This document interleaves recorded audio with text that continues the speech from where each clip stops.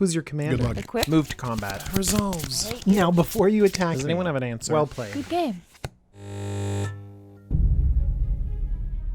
Hello friends, DJ here with the Jumbo Commander YouTube channel. Today I'm doing something a little bit different. It's not Commander content, it's Oathbreaker content. Oathbreaker is a casual 60-card singleton multiplayer format that has a similar Commander feel, except for instead of a legendary creature in your command zone, you have a planeswalker and a signature spell. You're going to notice a lot of similarities between Oathbreaker and Commander, and a lot of people are excited about the format. If you want to learn a little bit more, I'll have some resources and my own video exploring the subject in the description box down below. Ajani Strength of the Pride is 2 white for a 5 loyalty legendary planeswalker. You can +1 Ajani to gain life equal to the number of creatures you control plus the number of planeswalkers you control. -2 to create a 2/2 white cat soldier creature token named Ajani's Pridemate with, whenever you gain life, put a +1/+1 counter on Ajani's Pridemate. Ajani also has a 0 ability that reads, if you have at least 15 life more than your starting life total, exile Ajani Strength of the Pride and each artifact and creature your opponents control. There are many signature spells that can be paired with Ajani, but I've chosen Righteous Confluence. 3 white for a sorcery, choose 3, you may choose the same mode more than once. Put a 2/2 white knight creature token with vigilance onto the battlefield, exile target enchantment, or you gain 5 life. There is a magic number with the combination of these 2 cards. You can play Ajani Strength of the Pride, make a kitty cat gain some life, who cares, because on the following turn Righteous Confluence gains you 15, puts you at that critical threshold so you can ultimate Ajani, plague winding your opponents. This is a little bit of a convoluted 2-card combo, but I think that a lot of the life gain fun exists in this deck. You don't need to just board wipe your opponents out of the command zone. You can play a lot of little white creatures like the Ajani's Pridemate. Ajani Strength of the Pride brings with him. You can play OG Pridemate and a lot of other life gain strategies too. And as long as we're playing life gains, then we can build in a lot of value and aggression along with it. What comes along with white is some inherent weaknesses. They have some poor card draw ability and a little bit of poor mana ramp. And so I wanted to make sure to address that as well. And finally, when we have a board wipe in our command zone, we might want to be able to prepare for the long game. So I think that this deck is going to have a lot of tension between some of the early plays that you can get out of a classic white weenie deck and some of the big plays that you can have when your commander and when your signature spell can really do a lot of damage.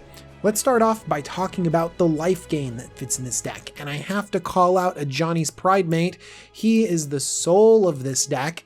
And to be honest, a 2-drop beater is a little bit underwhelming in Commander, but in Oathbreaker, it is a huge benefit to get something on the board that can smash into your opponent's planeswalkers. And Ajani's Pridemate can really get to a relevant size and threaten our opponent's lower life totals.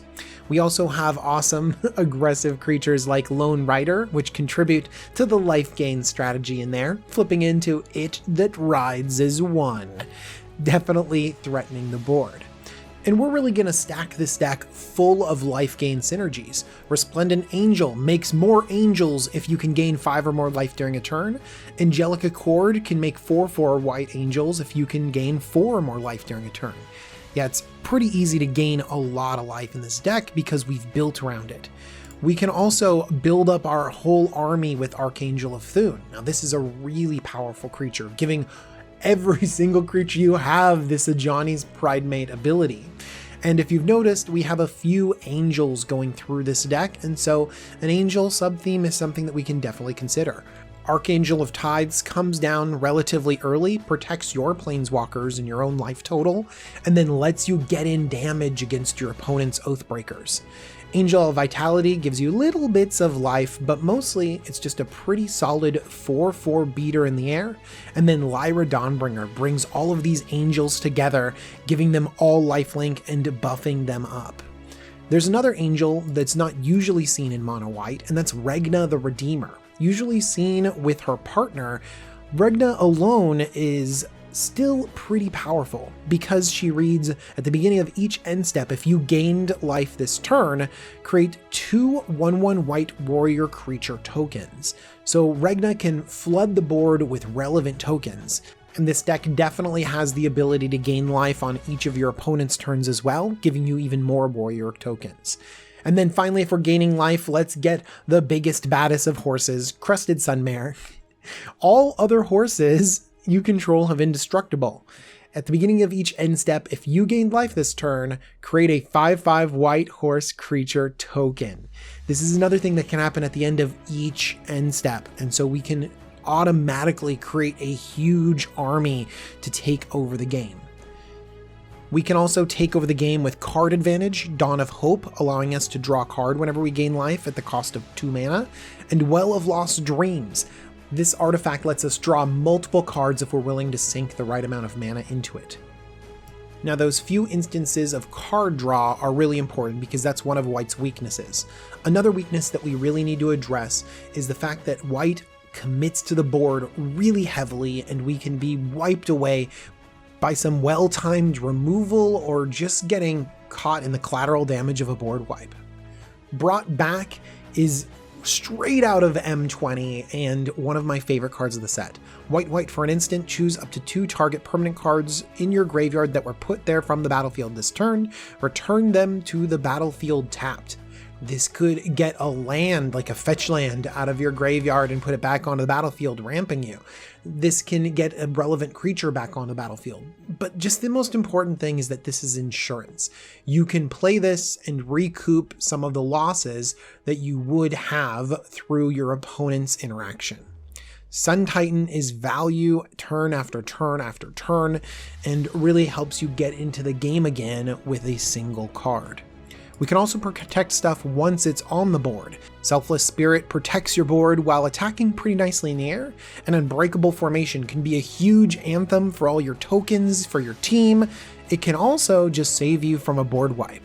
And we can also use some of those late game low impact creatures and turn them into higher impact creatures. God Eternal Ketra is hard to kill and also turns the 1-drop that you draw in the late game into essentially a 5-drop, which is pretty solid. I've also included Ranger Captain of Eos because that can help protect your board if you preemptively sacrifice him to blank an opponent's turn of non-creature spells, but it also fetches up some of the cards that I think could be particularly good in this deck, but maybe not good in the late game. That happened to synergize really well with God Eternal Ketra. The Moms, Giver of Runes, and Mother of Runes. The reason why I like these is they come down early and let you get damage in with maybe those really big Ajani's Pridemates that are growing, but also Mother of Runes helps defend your Oathbreaker really, really well. Whenever we build a deck that revolves around combat and attacking, we need to pay extra special attention to the removal we have. The removal we have in the form of our commander is super fun, but not incredibly reliable. I'm a fan of it, and I think people will freak out and overreact to Ajani, and so I think it's going to be a very cool interaction. But honestly, we're going to need more stuff than just depending upon being at 35 life and having our Planeswalker stick around.